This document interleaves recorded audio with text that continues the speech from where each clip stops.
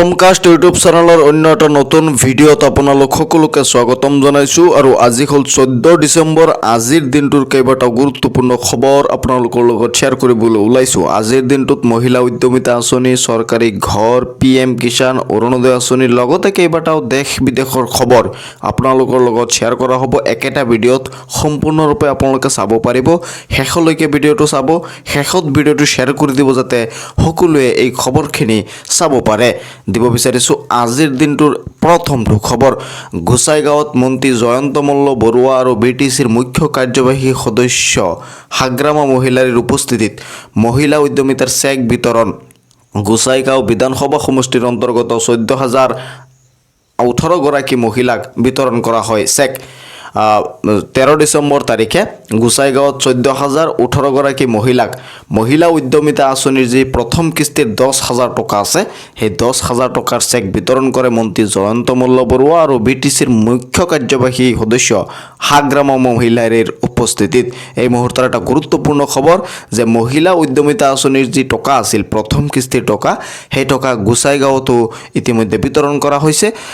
আপোনাৰ সমষ্টিত এই টকা বিতৰণ কৰিছে নে নাই এটা কমেণ্টছ কৰি জনাবলৈ নাপাহৰিব। ইতিমধ্যে প্ৰায় বহুখিনি সমষ্টিত এই টকা বিতৰণ কৰা হৈছে বুলি মন্ত্ৰী জয়ন্ত মল্ল বৰুৱাই উল্লেখ কৰিছে। আপোনাৰ সমষ্টিতো অতি সোনকালে এই টকা বিতৰণ কৰা হ'ব বুলিও মন্ত্ৰী জয়ন্ত মল্ল বৰুৱাই উল্লেখ কৰিছে যে গোটেই অসমতে এই টকা দিয়া হ'ব। গতিকে অতি সোনকালে আপুনি টকা পাবলৈ সক্ষম হ'ব। টকা পাইছে নে নাই কমেণ্টছ কৰি জনাবলৈ নাপাহৰিব। আৰু যিসকলে প্ৰথম কিস্তিৰ টকা পাই গৈছে, সেইসকলে ছেকেণ্ড কিস্তিৰ টকাও অতি সোনকালে চৰকাৰৰ তৰফৰ পৰা লাভ কৰিব। 13 ডিচেম্বৰ তাৰিখে 14,018 গৰাকী মহিলাক মন্ত্ৰী জয়ন্ত মল্ল বৰুৱাৰ উপস্থিতিত BTCত হাগ্ৰামা মহিলাৰীৰ উপস্থিতিতো প্ৰথম কিস্তিৰ মহিলা উদ্যমিতা আঁচনিৰ যি টকা আছে, সেই টকা বিতৰণৰ অনুষ্ঠান আৰম্ভ হৈছিল। 14,018 গৰাকী মহিলাক বিতৰণ কৰা হৈছে প্ৰথম কিস্তিৰ 10,000 টকাৰ চেক। দিব বিচাৰিছোঁ আন এটা গুৰুত্বপূৰ্ণ খবৰ। লাখ লাখ মহিলাই মাত্ৰ 300 টকাতে পাব ৰন্ধন গেছ। কৰক মাত্ৰ এটা কাম। ৰাজ্যৰ লাখ লাখ মহিলাৰ বাবে আহি গ'ল এটা ডাঙৰ খবৰ। আপুনি 300 টকাতেই চৰকাৰী চিলিণ্ডাৰ পাবলৈ সক্ষম হ'ব। মাত্ৰ 300 টকাতে পাব আপুনি ৰন্ধন গেছ। ৰাজ্যৰ মুখ্যমন্ত্ৰী ডক্টৰ হিমন্ত বিশ্ব শৰ্মাই এটা বৃহৎ ঘোষণা কৰা দেখা গৈছে। এটা মাত্ৰ কাম কৰিলেই পাব ৰন্ধন গেছৰ চিলিণ্ডাৰ। আপুনি যদি এটা কাম কৰে, মাত্ৰ ৰন্ধন গেছৰ চিলিণ্ডাৰ মাত্ৰ আপুনি 300 টকাত পাবলৈ সক্ষম হ'ব। 20 লাখ পৰিয়ালে লাভ কৰিব এই বৃহৎ সুবিধা। 20 লাখ ৰাজ্যৰ 20 লাখ পৰিয়ালে এই ৰন্ধন গেছৰ সুবিধা লাভ কৰিব বুলি ৰাজ্যৰ মুখ্যমন্ত্ৰী ডক্টৰ হিমন্ত বিশ্ব শৰ্মাই ঘোষণা কৰিছে। মুখ্যমন্ত্ৰী সুলভ ইন্ধন আঁচনিৰ জৰিয়তে লাভ কৰিব এই বিশেষ সুবিধা। মুখ্যমন্ত্ৰী সুলভ ইন্ধন আঁচনিৰ জৰিয়তে লাভ কৰিব ৰাজ্যৰ 20 লাখ পৰিয়ালে এই বিশেষ সুবিধাটো। আপুনি 300 টকাতেই চৰকাৰী চিলিণ্ডাৰ লাভ কৰিবলৈ সক্ষম হ'ব। লাখ লাখ অৰুণোদয় হিতাধিকাৰীৰ বাবে ৰাজ্য চৰকাৰে দিছে এই সুবিধা।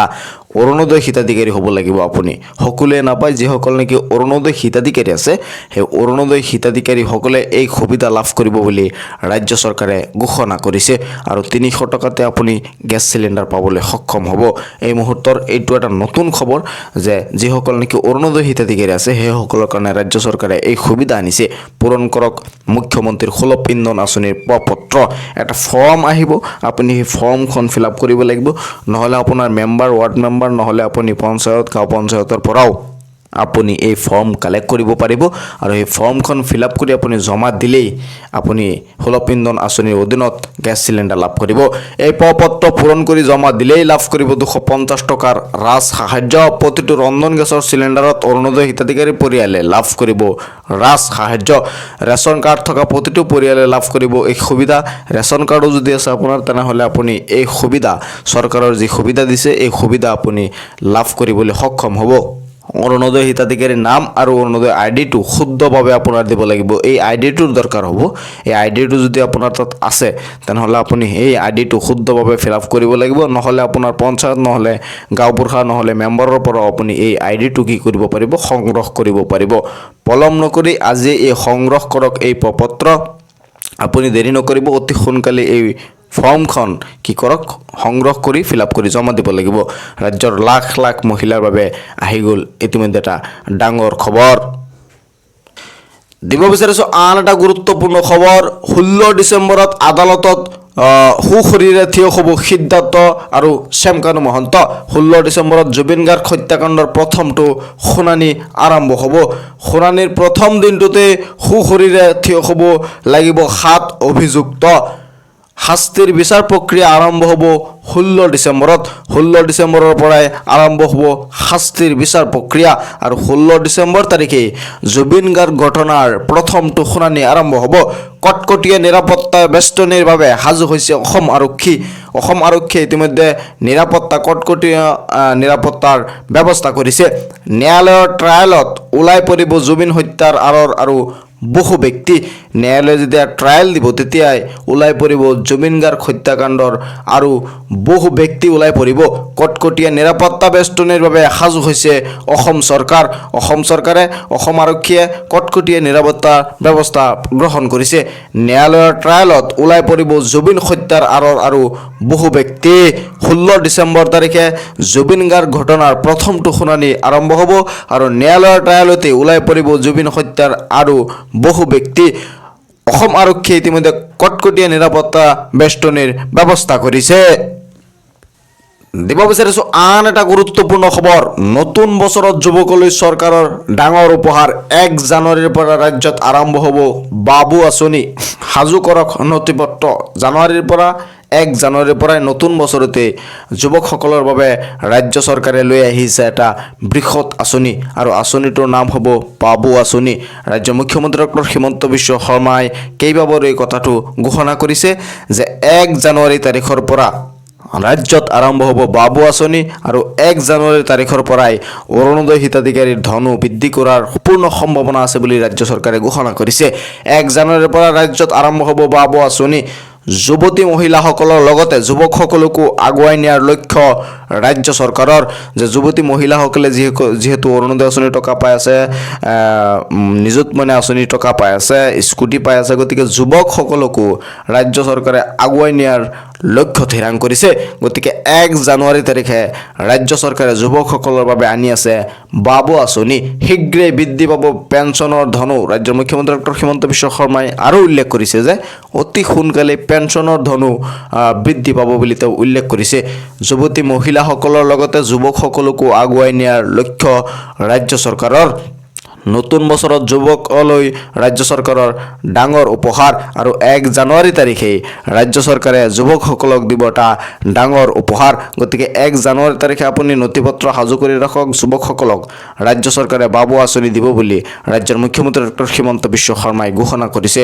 হ'ব পাৰে বাবু আঁচনিত 1200 টকা মাহিলী দিব পাৰে বা 2000 টকা মাহিলী দিব পাৰে বা নিযুত মইনাৰ নিচিনাই যিসকলে নেকি ডিগ্ৰীত পঢ়ি আছে সেইসকলক 1250 টকা যিসকলে এইচএছ ছেকেণ্ডাৰীত পঢ়ি আছে সেইসকলক 1000 টকা আৰু যিসকলে নেকি মাষ্টাৰ্ছত পঢ়ি আছে সেইসকলক 2500 টকা দিব পাৰে সেইটো 1 জানুৱাৰী তাৰিখে গম পোৱা যাব ৰাজ্যৰ মুখ্যমন্ত্ৰী ডক্টৰ হিমন্ত বিশ্ব শৰ্মাই এই বিষয়ে নিশ্চয় ঘোষণা কৰিব যিহেতু তেওঁ প্ৰতিশ্ৰুতি দিছে গতিকে এইটো 100% পূৰণ কৰিব আৰু 1 জানুৱাৰী তাৰিখে বাবু আঁচনিৰ বিষয়ে সবিশেষ আপোনালোকে এইটো চেনেলৰ জৰিয়তে জানিব পাৰিব PM কিষাণক লৈ এটা গুৰুত্বপূৰ্ণ খবৰ আপোনালোকৰ লগত শ্বেয়াৰ কৰিবলৈ ওলাইছোঁ যে 22 নং কিস্তিৰ যি 2000 টকা আছে সেই 22 নং কিস্তিৰ 2000 টকাৰ তাৰিখ ইতিমধ্যে এটা উল্লেখ হৈছে এক্সপেক্টেড ডেট ইতিমধ্যে ঘোষণা হৈছে আপোনালোকে স্ক্ৰীনত দেখা পাইছে এটা সন্দেহ কৰা হৈছে যে PM কিষাণৰ যি 22 নং কিস্তিৰ টকাটো আছে সেই 22 নং কিস্তিৰ টকাটো 2026ৰ জানুৱাৰী মাহত নহলে ফেব্ৰুৱাৰী মাহৰ প্ৰথমতে আপোনালোকে PM কিষাণৰ যি 22 নং কিস্তি আছে 22 নং কিস্তিৰ টকাটো পাবলৈ মানে সক্ষম হ'ব ইয়াত হয়তো আপোনালোকে দেখা পাইছে যে আৰ্লি 2026 অৰ্থাৎ 22 নং কিস্তিৰ যি টকা আছে এই 22 নং কিস্তিৰ টকাটো 2026 চনৰ প্ৰথমতে আৰ্লি বুলি কোৱা হৈছে মানে প্ৰথমতে পোৱাৰ পূৰ্ণ সম্ভাৱনা আছে যিসকলে নেকি 21 নং কিস্তিটো পাইছিলে 19 নৱেম্বৰ তাৰিখে সেইসকল সাজু হৈ থাকক 22 নং কিস্তি ল'বলৈ কাৰণে আৰু 22 নং কিস্তিৰ 2000 টকাও আপোনালোকে 2026ৰ প্ৰথম সপ্তাহতে পোৱাৰ পূৰ্ণ সম্ভাৱনা আছে এই খবৰটো শ্বেয়াৰ কৰি দিব যাতে সকলোৱে এই খবৰটো জানিব পাৰে বহুতে এই বিষয়ে খুদে যাতে তেওঁলোকে জানিব পাৰে গতিকে খবৰটো শ্বেয়াৰ কৰি মোৰ চেনেলটো সাবস্ক্ৰাইব কৰিবলৈ নাপাহৰিব দিব বিচাৰিছোঁ অৰুণোদয় হিতাধিকাৰীৰ কাৰণে এটা গুৰুত্বপূৰ্ণ খবৰ আৰু মাত্ৰ কেইটামান দিনৰ পাছতে বৃদ্ধি হ'ব অৰুণোদয় আঁচনিৰ ধন ৰাজ্যৰ মুখ্যমন্ত্ৰী ডক্টৰ হিমন্ত বিশ্ব শৰ্মাই ঘোষণা কৰিছে অৰ্থাৎ আপোনালোকে জানুৱাৰী মাহত যি টকা পাব সেই জানুৱাৰী মাহৰ টকাক এটা বৃহৎ ঘোষণা কৰিব ৰাজ্যৰ মুখ্যমন্ত্ৰী ডক্টৰ হিমন্ত বিশ্ব শৰ্মাই। অৰুণোদয় আঁচনিক লৈ এটা বৃহৎ ঘোষণা কৰিব বুলি তেওঁ কেইবাবাৰো এই কথাটো ঘোষণা কৰিছে। 2100 টকা হ'ব পাৰে অৰুণোদয়ৰ ধন, 3100 টকা হ'ব পাৰে অৰুণোদয় আঁচনিৰ ধন। 1 জানুৱাৰীতে মুখ্যমন্ত্ৰীয়ে কৰিব ডাঙৰ ঘোষণা। অৰুণোদয় আঁচনিক লৈ এটা ডাঙৰ ঘোষণা কৰিব ৰাজ্যৰ মুখ্যমন্ত্ৰী ডক্টৰ হিমন্ত বিশ্ব শৰ্মাই 1 জানুৱাৰীত। 3100 টকা হ'ব পাৰে অৰুণোদয় আঁচনিৰ ধন। 1 জানুৱাৰীৰ পৰা বৃদ্ধি পাব পাৰে অৰুণোদয়ৰ ধন। ৰাজ্যৰ মুখ্যমন্ত্ৰী ডক্টৰ হিমন্ত বিশ্ব শৰ্মাই এই বৃহৎ ঘোষণাটো কৰা দেখা গৈছে। লাখ লাখ অৰুণোদয় হিতাধিকাৰীৰ বাবে মুখ্যমন্ত্ৰীৰ ডাঙৰ ইংগিত। ৰাজ্য চৰকাৰে এটা ডাঙৰ ইংগিত দিছে যে অৰুণোদয় আঁচনিৰ ধন বৃদ্ধি পাব পাৰে। এইখন চৰকাৰে দিয়া প্ৰতিশ্ৰুতি 100% পালন কৰিছেও বুলি ৰাজ্যৰ মুখ্যমন্ত্ৰীগৰাকীয়ে ঘোষণা কৰিছে। 1 জানুৱাৰীতে মুখ্যমন্ত্ৰী কৰিব ডাঙৰ ঘোষণা অৰুণোদয় আঁচনিক লৈ। ৰাজ্যৰ মুখ্যমন্ত্ৰী ডক্টৰ হিমন্ত বিশ্ব শৰ্মাই 1 জানুৱাৰীতে এটা ডাঙৰ ঘোষণা কৰিব বুলি তেওঁ কেইবাবাৰো উল্লেখ কৰিছে। লাখ লাখ অৰুণোদয় হিতাধিকাৰীৰ বাবে মুখ্যমন্ত্ৰীৰ ডাঙৰ ইংগিত। মুখ্যমন্ত্ৰীগৰাকীয়ে এটা ডাঙৰ ইংগিত দিছে যে অৰুণোদয় আঁচনিৰ ধন 1 জানুৱাৰী তাৰিখে বৃদ্ধি হোৱাৰ পূৰ্ণ সম্ভাৱনা আছে। গতিকে যিসকল নেকি ডিচেম্বৰ মাহত টকা পাই গৈছে 1250 টকা, সেইসকলৰ কাৰণে এটা ভাল খবৰ। জানুৱাৰী মাহত আপুনি অৰুণোদয় আঁচনিৰ বৰ্ধিত ধন পাব। 1250 টকা নহয়, ইয়াতকৈ বেছি টকা আপুনি অৰুণোদয় আঁচনিত পাব জানুৱাৰী মাহৰ পৰা। আপুনি এই মাহৰ টকা পাইছে নে নাই কমেণ্টছ কৰি মোক জনাবলৈ নাপাহৰিব। বহুতে কমেণ্টছ কৰিছিল যে অৰুণোদয় আঁচনিৰ টকা পোৱা নাই। সম্ভৱতঃ আজিলৈকে আপোনালোকে টকা পাই গৈছে। যিহেতু আজি 14 তাৰিখ, অৰুণোদয় আঁচনিৰ টকা নিশ্চয় আপোনাৰ বেংকৰ একাউণ্টত সোমাই গৈছে। চৰকাৰী ঘৰ নোপোৱাসকলৰ বাবে আহি গ'ল এটা ভাল খবৰ। ৰাজ্যত নতুনকৈ 30 লাখ পৰিয়ালে লাভ কৰিব PMAYৰ ঘৰ। ৰাজ্যৰ মুখ্যমন্ত্ৰী ডক্টৰ হিমন্ত বিশ্ব শৰ্মাৰ বৃহৎ ঘোষণা। এতিয়া আৰু 30 লাখ লোকে চৰকাৰী ঘৰ পাবলৈ সক্ষম হ'ব। কেতিয়া টকা পাব সবিশেষ জানিব পাৰিব।